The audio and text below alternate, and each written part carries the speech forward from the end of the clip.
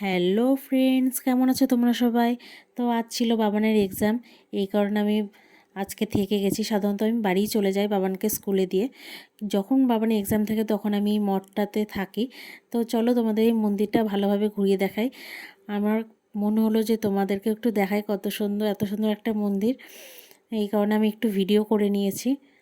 তো কেমন লাগছে তোমরা একটু জানিও।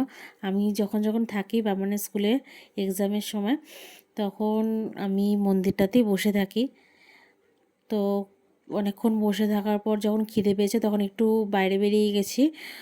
তো একটা দাদু দেখলাম অনেক রকম শুকনো খাবার নিয়ে এসেছিলো, তো আমি তার মধ্যে থেকে পাঁপড় আর ঝুরি ভাজা কিনে নিয়েছি। প্রচণ্ডই খিদে পেয়ে গেছিলো।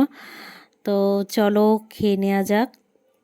এরপর আবার বাবানের স্কুলের ছুটির টাইম হয়ে যাবে, বাবানকে নিয়ে আবার বাড়ি যেতে হবে। তো তোমাদের আমার এই ভিডিওটা কেমন লাগলো প্লিজ কমেন্টে জানাবে। তো আজকের মতো এখানেই, টাটা ফ্রেন্ডস।